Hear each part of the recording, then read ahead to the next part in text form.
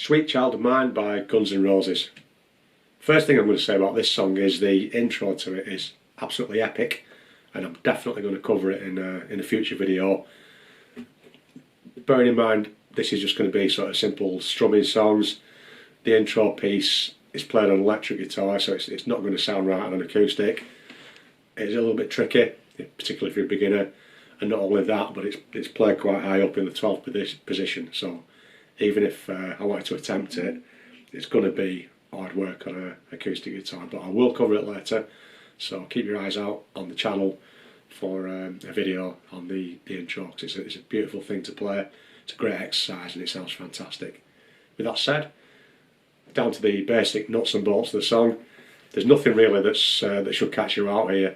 It's all quite simple. The structure is a walk in the park, and all of the chords are easy to play. All the chords apart from one, the ones in your basic song sheets, the first chords that you learn. There is one chord that I'm going to use called a C add 9 that you may or may not be familiar with. I'll talk about that a little bit more after I've played through the song, but it's really nothing to worry about. So you should be able to get straight down into enjoying this classic piece. So I've got a verse, a chorus, a verse and a chorus. The verse, dead simple, starts with a D. She's got a smile and it seems to me reminds me of childhood memories. Everything was as fresh as the bright blue sky. I'm just strumming one chord there. Now and then when I see her face, it takes me away to that special place. And if I stare too long, probably break down and cry. So that was the verse part. You're going to play exactly the same thing for the other verse part.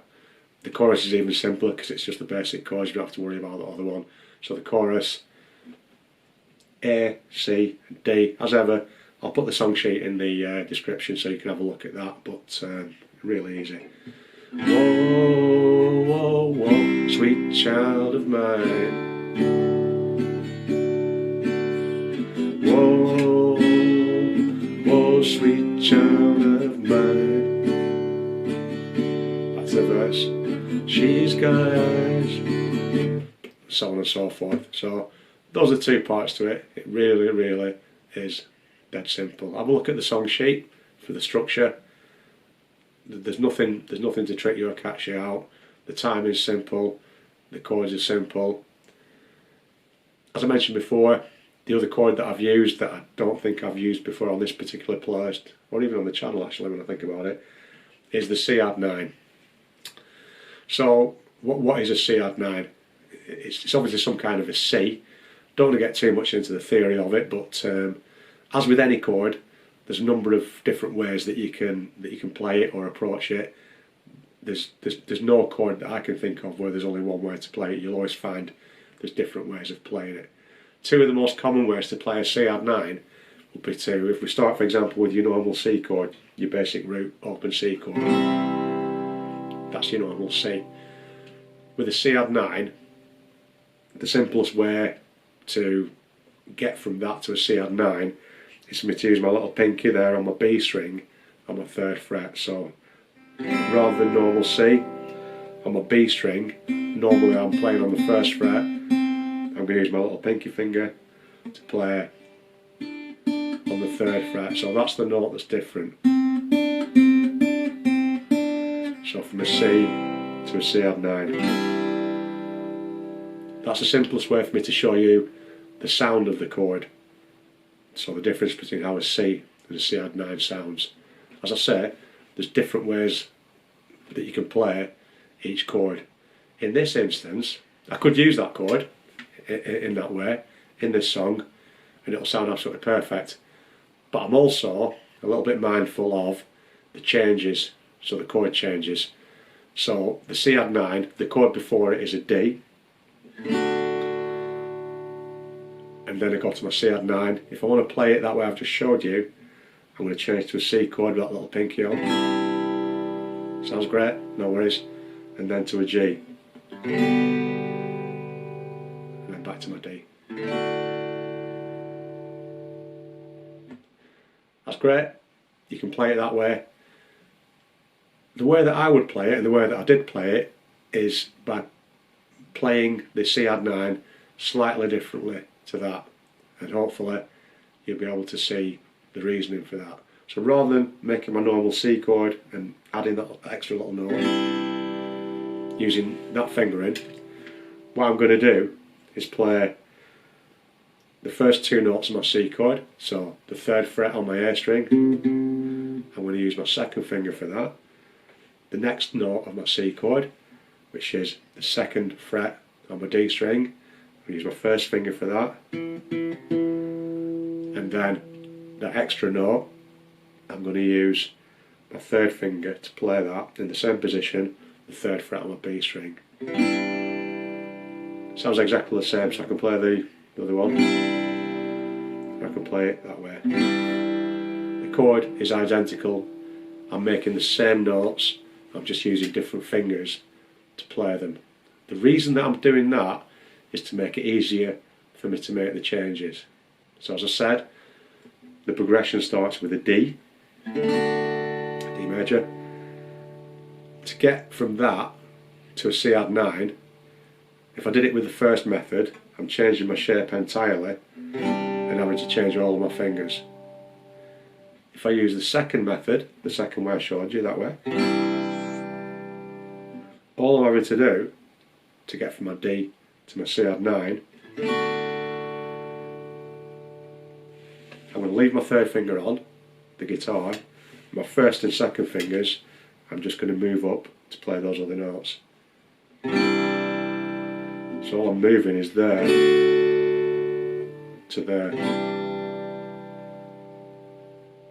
rather than from there to there.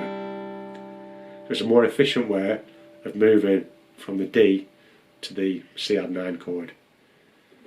Likewise, after the C add 9, I'm going to go to a G major chord.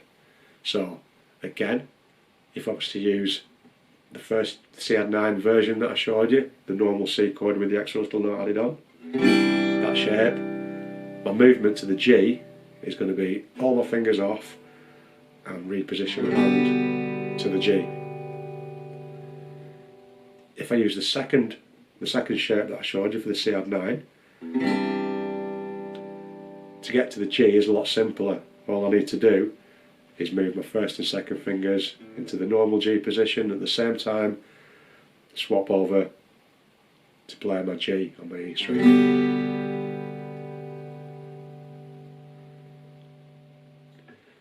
So it depends on the chords surrounding it as to which version of the chord that you choose to play. If you find it easier to play the first version, the C with the extra note, by all means play it that way. For me, I like to try and be efficient and use as little finger movement as possible, and the way that I've achieved that is by using that other little way of playing the C add 9. As I've showed you, they both sound identical, so in terms of listening to the song there's no difference, but in terms of playing the song you're doing a lot less finger movement playing the chord that way, because I'm going straight from my D, leaving my finger on to the C add 9 and into my G. So it's quite simple to move between those. So that's your C add 9. Have a look at your chord charts, you'll probably find a few different ways of playing it. Both of those two will be included, they'll probably be one of the first two that you see on your app or on your chart. But again, it's about fitting it into the song in a way that's simple as possible to play.